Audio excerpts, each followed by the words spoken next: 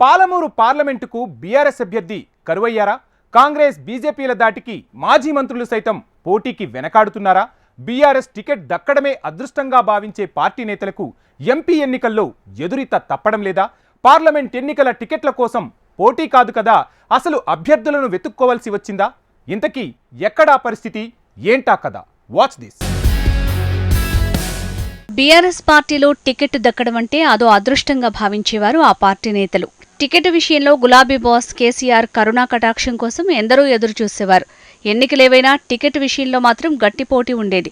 మొన్నటి అసెంబ్లీ ఎన్నికల్లో ఓటమితో అధికారాన్ని కోల్పోయిన గులాబీ పార్టీకి రానున్న ఎంపీ ఎన్నికల్లో ఎదురీదాల్సిన పరిస్థితులు ఏర్పడ్డాయట.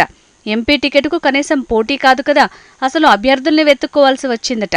ఈ పరిస్థితి ఎక్కడో కాదు, స్వయంగా బీఆర్ఎస్ అధినేత హోదాలో కేసీఆర్ గతంలో ఎంపీగా గెలిచి రాష్ట్రాన్ని సాధించిన పాలమూరు పార్లమెంటుకు అభ్యర్థులు కరువయ్యారట.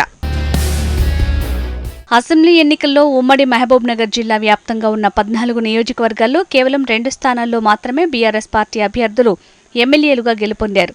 మిగతా 12 చోట్ల కాంగ్రెస్ అభ్యర్థులు విజయకేతనం ఎగురవేశారు.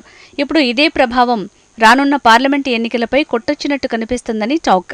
జనరల్ స్థానమైన మహబూబ్నగర్ పార్లమెంటు స్థానానికి బీఆర్ఎస్ తరపున పోటీ చేసే అభ్యర్థులే కరువయ్యారన్న మాట వినిపిస్తోంది. ఇందుకు కారణం అసెంబ్లీ ఎన్నికల్లో కాంగ్రెస్ పార్టీ విజయ ఢంకా మోగించటమేనన్న టాక్ సైతం కొనసాగుతోంది. అసెంబ్లీ ఎన్నికల్లో ఓటమితో అధికారం కోల్పోయిన బీఆర్ఎస్ పార్టీ కనీసం వచ్చే పార్లమెంటు ఎన్నికల్లోనైనా ఎక్కువ స్థానాలు కైవసం చేసుకుని పరువు దక్కించుకోవాలని ఆరాటపడుతోంది. అందుకు కావలసిన చర్యలను సైతం చేపట్టింది. కానీ కారు గుర్తు పెద్దలు ఎంత ధైర్యం చెప్తున్నా పార్లమెంటు ఎన్నికల్లో పోటీ చేసేందుకు పేరున్న నేతలెవ్వరూ ముందుకు రావటం లేదట. ముఖ్యంగా మహబూబ్నగర్ పార్లమెంట్లో ఈ పరిస్థితి అధికంగా ఉందట. అసెంబ్లీ ఎన్నికలకు ముందు ఎంపీ స్థానానికి తీవ్ర పోటీ ఉన్న పరిస్థితి కనిపించింది. కానీ అనూహ్యంగా బీఆర్ఎస్ అధికారం కోల్పోవడంతో ఇప్పుడు పార్లమెంటు స్థానాల్లో పోటీ చేయాలంటే వణికిపోతున్నారట ఆ పార్టీ నేతలు. ఎన్నికలకు ముందు మహబూబ్నగర్ పార్లమెంటు స్థానంలో పోటీ చేయాలన్న ఆలోచనతో మాజీ ఎమ్మెల్యే రావుల చంద్రశేఖర్ రెడ్డి బీఆర్ఎస్ పార్టీలో చేరారు. కానీ ప్రస్తుత పరిస్థితిలో రావుల పోటీకి ససేమిరా అంటున్నారట. దీంతో ప్రత్యామ్నాయంగా ఇతర నాయకుడిని రంగంలోకి దింపాలని గులాబీ నేతలు భావిస్తున్నారట. అసెంబ్లీ ఎన్నికల అనంతరం పాలమూరు పార్లమెంటులో బీఆర్ఎస్ పార్టీ నుంచి పోటీ చేస్తారని ఎమ్మెల్యేలుగా ఓడిపోయిన 2 పేర్లు ఎక్కువగా వినిపించాయి. వారే మాజీ మంత్రులు శ్రీనివాస్ గౌడ్, లక్ష్మారెడ్డిలు. ఈ ఇద్దరిలో ఎవరో ఒకరు మహబూబ్నగర్ పార్లమెంటు నుంచి బరిలో నిలుస్తారన్న ప్రచారం జోరుగా కొనసాగింది.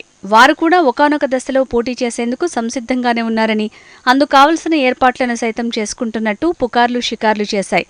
తర్వాత మరేం జరిగిందో కానీ మాజీ మంత్రులు శ్రీనివాస్ గౌడ్, లక్ష్మారెడ్డిలిద్దరూ కూడా పార్లమెంటు ఎన్నికలకు దూరంగానే ఉండాలని నిర్ణయించుకున్నారని సమాచారం.